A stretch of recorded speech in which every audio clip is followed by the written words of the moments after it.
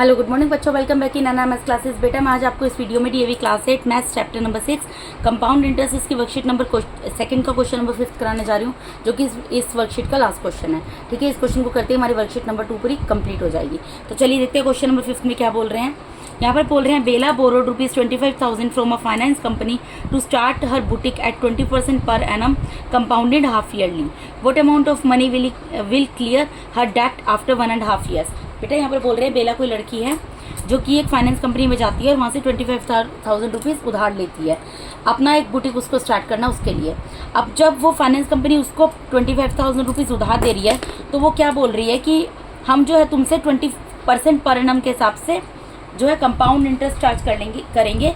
लेकिन वो कैसे चार्ज करेंगे? कंपाउंडेड हाफ ईयरली, यानी हर एक 6 मंथ में हम इस 25,000 रुपीज़ के ऊपर तुमसे 20% पर एनम, पूरे सालाना 20% पर एनम के हिसाब से इंटरेस्ट चार्ज करेंगे। ठीक है, अब आप ये बताओ कि आपको ये बताना है कि वो अगर बेला जो 1.5 ईयर के बाद अपने अमाउंट को क्लियर करती है, मनी को क्लियर करती है, उस बुटीक वाले को जाकर, उस फाइनेंस कंपनी को जाकर 25,000 रुपीज़ देती है, साथ में इंटरेस्ट भी देती है, तो वो टोटल कितना अमाउंट पे करेगी 1.5 ईयर के बाद, ये आपको बताना है।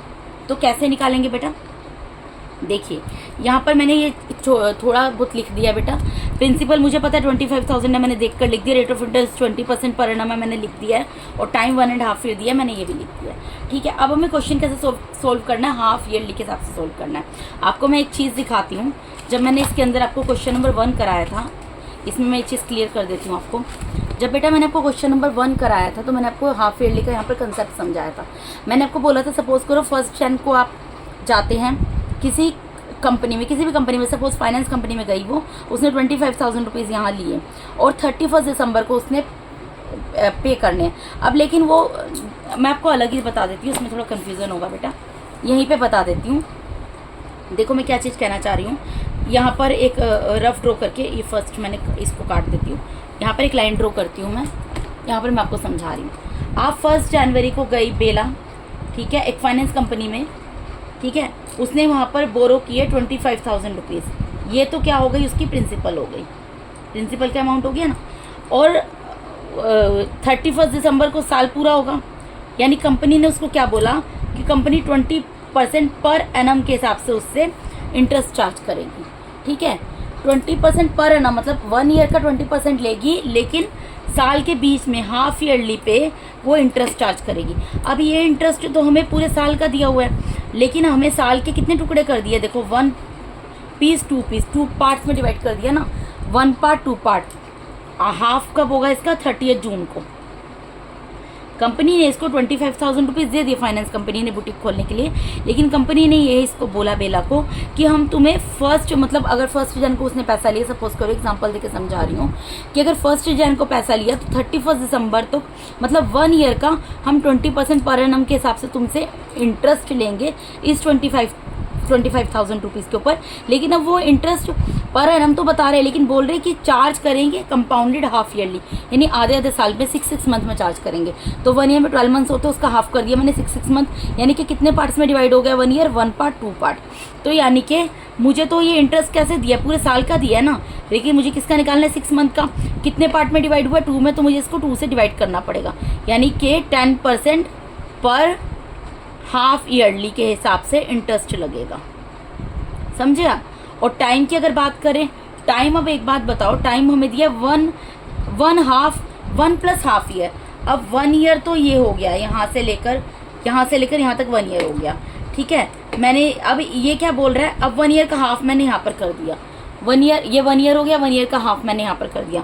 लेकिन अब यहाँ पर क्या केस हो गया? अगर सपोज करो ये 1 जनवरी है, ठीक है, अब यहाँ पर मैं 30 जून मान लेती हूँ, तो 30 जून के बाद यहाँ पर मैं 31 दिसंबर मान लेती हूँ। यहाँ पर मेरा क्या, 1 ईयर पूरा कंप्लीट हो गया, यहाँ तक मेरा 1 ईयर कंप्लीट हो गया।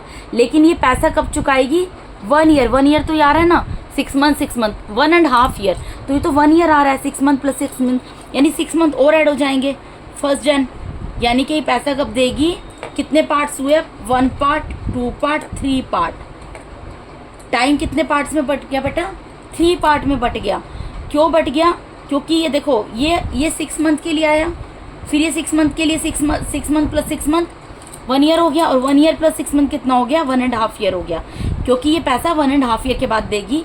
यानी कि टाइम कितने पार्ट्स में बट गया, 1 पार्ट, 2 पार्ट, 3 पार्ट, 3 पार्ट में बट गया। यानी कि कितने हो गए यहाँ पर, 3 क्वार्टर्स हो गए, सॉरी 3 हाफ ईयर हो गए। हम क्या लिखेंगे अब, यानी कि यहाँ पर क्या होगा, रेट ऑफ इंटरेस्ट क्या होगा, क्योंकि हाफ ईयरली की बात हो रही है बेटा, तो रेट ऑफ इंटरेस्ट को क्या करना है, 2 से डिवाइड करना है और टाइम को 2 से मल्टीप्लाई करना है। ठीक है, ये चीज़ आप याद रखो। तो रेट ऑफ इंटरेस्ट यहाँ पे कितना दी, 20 पूरे साल का दिया, तो 2 से डिवाइड कर दो, यानी क्या हो गया, 10% पर हाफ ईयरली। ठीक है, और इसको पहले ये मिक्स्ड नंबर है, इसको प्रॉपर फ्रैक्शन में कन्वर्ट कर लो, 2 1 2 + 1 3, 3/2 ईयर हो गया। ठीक है, अब ईयर को क्या करना है, हमें किस में चेंज करना है, हाफ ईयर में चेंज करना है। अब ये जो है हाफ ईयर में चेंज करने के क्या करना पड़ेगा, 2 से मल्टीप्लाई करना पड़ेगा, टाइम को मल्टीप्लाई करते हैं तो 2 से 2 कट गया, यानी कि क्या आ गया, 3 हाफ ईयर्स, 3 हाफ ईयर्स। यानी कि हमारा क्वेश्चन कितनी बार सोल्व होगा, ये कितने के लिए सोल्व होगा, 3 हाफ ईयर्स के लिए सोल्व होगा। 3 पार्ट्स में डिस्ट्रीब्यूट हो गया ना बेटा, इस तरीके से 3 हाफ ईयर, या आपको डिटेल में जाके बता दिए कैसे बनते हैं। अब हम क्वेश्चन को ये बेटा मैंने आपको समझाने के लिए किया है, बीच में ये जो 2 लाइन खींच के मैंने किया है। ठीक है, आपका क्वेश्चन बेसिकली ये यहाँ तक है, 3 हाफ ईयर तक। इसके बाद का सॉल्यूशन मैं नीचे कर रही हूँ। तो मैं पहले सोल्व करूंगी फॉर फर्स्ट हाफ ईयर।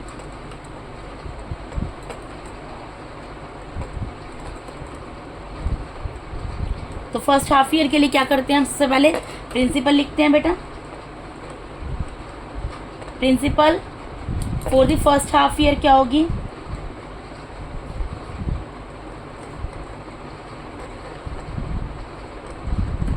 जो स्टार्टिंग में प्रिंसिपल दी गई होगी वही होगी, ₹25,000 यही होगी। ठीक है, तो सिंपल इंटरेस्ट क्या होगा, simple interest for the first half year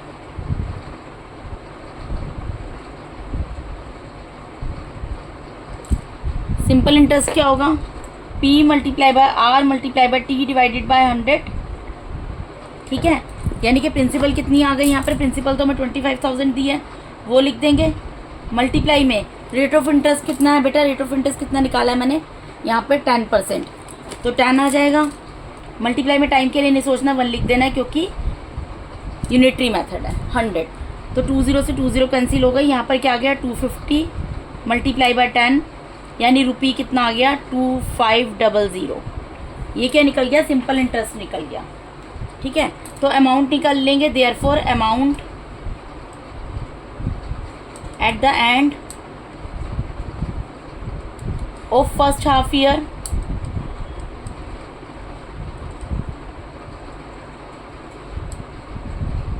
amount कैसे निकलता है, मैंने आपको बताया, प्रिंसिपल प्लस सिंपल इंटरेस्ट। ठीक है, अब आप बेला है, बेला ने फाइनेंस कंपनी से 25,000 रुपीज़ लिए थे बुटीक स्टार्ट करने के लिए, तो वो कैलकुलेशन कर रही है कि मुझे फर्स्ट हाफ ईयर के बाद कितने पैसे देने होंगे, कितना सिंपल इंटरेस्ट देना होगा। उसने निकाला सिंपल इंटरेस्ट मुझे 2,500 देना होगा। ठीक है, तो अब वो निकाल रही है अमाउंट कितना देना होगा, तो अमाउंट कितना देगी, जितना प्रिंसिपल था प्लस उसमें 2,500 ऐड हो जाएगा, यानी कि ये कितना बन जाएगा बेटा, ये बन जाएगा आपका 27,500। ठीक है, अमाउंट यानी कि 25,000 का पहले ही फर्स्ट हाफ ईयर में कितना अमाउंट बन गया, 27,500 बन गया। अब वो सोल्व करेगी फॉर सेकेंड हाफ ईयर। अब वो कैलकुलेशन करेगी कि सेकेंड हाफ ईयर में मुझे कितना पे करना पड़ेगा, कितना मतलब हो जाएगा मेरे ऊपर ड्यू अमाउंट। ठीक है, तो पहले सबसे प्रिंसिपल लिखेगी। प्रिंसिपल क्या होगी बेटा, principal for second half year क्या होगी, मैंने आपको बोला था जो प्रीवियस टाइम होता है, यानी कि फर्स्ट हाफ ईयर है, जैसे हाफ ईयर की क्योंकि बात हो रही है, तो फर्स्ट हाफ ईयर का जो अमाउंट है वो सेकेंड हाफ ईयर का क्या बन जाएगा, प्रिंसिपल बन जाएगा। यानी कि प्रिंसिपल कितनी आ गई, 27,500। ठीक है, अब उसको सिंपल इंटरेस्ट निकालना है, तो सिंपल इंटरेस्ट क्या होगा, simple interest for the second half year simple interest का फॉर्मूला लगा देंगे, P multiply by R multiply by T divided by 100। अब वो सिंपल इंटरेस्ट निकाल रही है, तो P कितना है यहाँ पर, अब 27,500 है, multiply by rate of interest कितना था, 10 था, मल्टीप्लाई में टाइम की जगह 1 लिखेंगे, यूनिटरी मेथड है, डिवाइडेड बाय 100, 2 0 से 2 0 कैंसिल हो गई, यानी 2750 रुपी ये आ गया, 2750 रुपीज़ आ गया। ठीक है, अब अमाउंट निकाल लेगी वो, देयरफॉर यहाँ मैंने बेटा 275 को 10 से मल्टीप्लाई किया है, देयरफॉर अमाउंट कितना निकलेगा एट द एंड ऑफ। अब वो ये देख रही है कि मुझे जब सेकेंड हाफ ईयर्स ख़त्म होंगे तो उसके एंड में मुझे कितना अमाउंट पे करना पड़ेगा फाइनेंस कंपनी को। तो कितना पे करना पड़ेगा बेटा, जो प्रिंसिपल है वो तो देनी पड़ेगी, प्लस में सिंपल इंटरेस्ट भी पे करना पड़ेगा। तो प्रिंसिपल कितनी है, प्रिंसिपल यहाँ पर है 27,500, ठीक है, प्लस इसके ऊपर सिंपल इंटरेस्ट कितना दे रही है 2,750, तो कितना देना पड़ेगा रुपये, ये हो जाएगा आपका 25003, 30,250। अब उसने कैलकुलेट कर लिया कि मुझे जो सेकंड हाफ ईयर के एंड में 30,250 जो है मुझे पे करना पड़ेगा फाइनेंस कंपनी को। ठीक है, अब वो थर्ड हाफ ईयर के लिए सॉल्व करेगी।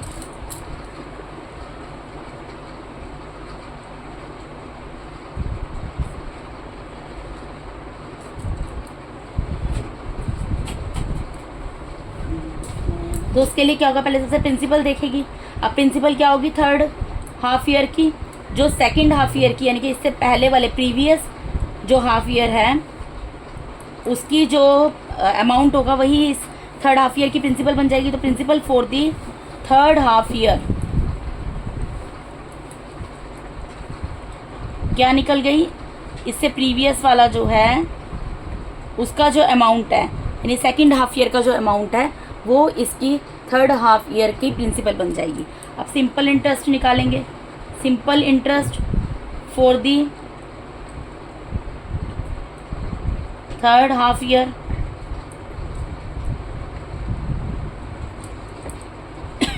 Sorry, P multiply by R multiply by T divided by 100।